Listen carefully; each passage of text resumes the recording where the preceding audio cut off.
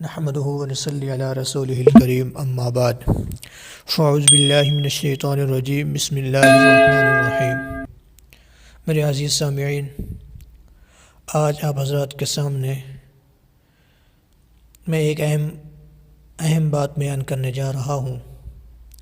وہ بات یہ کہ ہمارے درمیان آج کل جو لڑائی ہوتی ہے، دوستوں کے درمیان ہو، بہن بھائی کی ہو، والدین کی ہو، رشتہ داروں کے ساتھ ہو، جو بھی ہو، تو اس کے متعلق نبی کریم صلی اللہ علیہ وسلم کا ارشاد ہے، کسی شخص کے لیے حلال نہیں ہے کہ وہ اپنے بھائی سے 3 راتوں سے زیادہ بول چال قصداً بند کرے۔ تو اس کے متعلق آج میں آپ حضرات کے سامنے کچھ اسلامی تعلیمات کے مطابق چند گزارشات کروں گا۔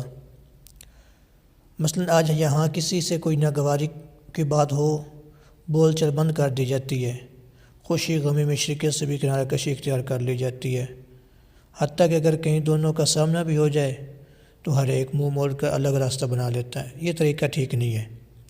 آپ صلی اللہ علیہ وسلم نے فرمایا، کسی شخص کے لیے حلال نہیں ہے وہ اپنے بھائی سے 3 راتوں سے زیادہ بول چال جان بوجھ کر بند کرے، دونوں اس حال میں ملیں کہ ہر ایک دوسرے سے اعراض کرتا ہو۔ ان میں بہتر وہ شخص ہے جو سلام سے ابتدا کرے۔ اس حدیث کے اندر 3 دن کی قید اس لیے لگائی گئی ہے، اگر طبی تقاضے کی بنا پر ناگواری ہو بھی جائے، ہو جاتی ہے، تو اس کا اثر 3 دن پورے ہونے پر جاتا رہتا ہے۔ یعنی کوئی غصہ آ گیا، کوئی بات ہو گئی، تو جب 3 دن نہیں بولیں گے، خاموش رہیں گے، تو غالب گمان یہی ہے کہ جب غصہ ختم ہو جائے گا تو اپنی بات پر معذرت کر لیں گے، صلح ہو جائے گی۔ اس لیے 3 دن کی قید لگ گئی ہے۔ اب آگے قصداً بول چال بند ہو رہی ہے تو یہ طبی تقاضے کا اثر نہیں ہے، بلکہ یہ دل کے اندر بغض اور کینہ ہے جس کی وجہ سے وہ نہیں بول چال رہا۔ طبی تو یہی ہے کہ وقتی طور پر غصہ آتا ہے تو انسان بول چال بند کر دیتا ہے۔ ہاں، اگر طبی ٹھیک ہے اور غصہ ختم ہو گیا ہے تو پھر وہ بول چال لیتے ہیں، کوئی مسئلہ نہیں ہے۔ لیکن 3 دن سے زیادہ جو ناراضگی ہوتی ہے وہ بغض اور کینے کی وجہ سے ہوتی ہے، جس کو مٹانے کی ضرورت ہے۔ غور کرنے سے یہ بات سامنے آتی ہے کہ جھگڑے کے دوران دونوں فریقوں کے اندر بات چیت کا بند ہونا یہ جھگڑے کو بڑھانے کا سبب بنتا ہے۔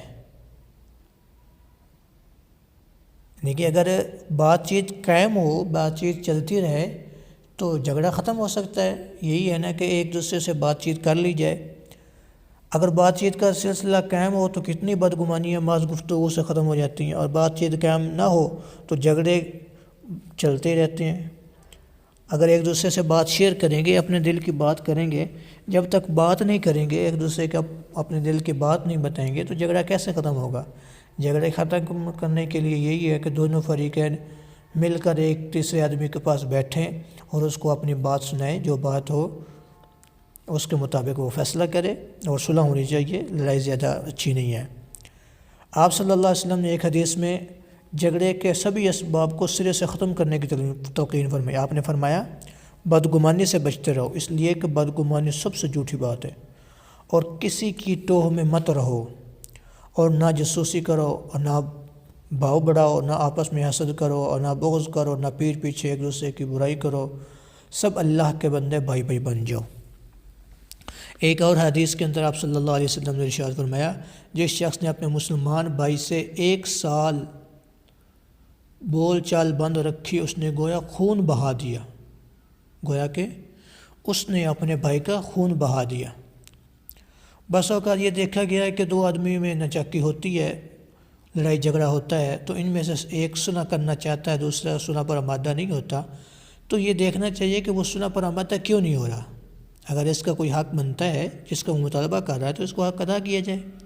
اگر وہ خواہ مخواہ صلح سے انکار کرتا ہے تو لڑائی اور نزاع کا، جھگڑے کا گناہ تو صلح چاہنے والے پر نہیں ہوگا، بلکہ صرف اس شخص پر ہوگا جو صلح سے انکار کر رہا ہے۔ تو اس حدیث کے اندر آپ صلی اللہ علیہ وسلم کی اس حدیث کے اندر یہ فرمایا گیا کہ 3 دن سے زیادہ بول چال بند رکھنا یہ مسلمان کے لیے حلال نہیں ہے، اس کے بعد گناہ گار ہوگا۔ ہاں اگر ایک طرف سے ایک آدمی کوشش کر رہا ہے وہ صلح کرنے کی، تو جب اس کے اندر وہ کوشش کر رہا ہے اپنی طرف سے، دوسرا آدمی صلح نہیں کر رہا، وہ کرنا نہیں چاہتا یا اس کا کوئی مطالبہ ہے تو اس کا مطالبہ پورا کیا جائے۔ اگر وہ نہیں چاہتا صلح کرنا تو اس کے اندر جو صلح کرنے والا ہے، جو صلح کی طرف کا ہاتھ بڑھا رہا ہے، قدم بڑھا رہا ہے، وہ اس گناہ میں شامل نہیں ہوگا۔ اللہ رب العزت سے دعا ہے کہ اللہ رب العزت ہم سب کو مل جل کر ایک دوسرے کے ساتھ پیار محبت کی ساتھ رہنے کی توفیق عطا فرمائے۔ وآخر دعوانا الحمد للہ رب العالمین۔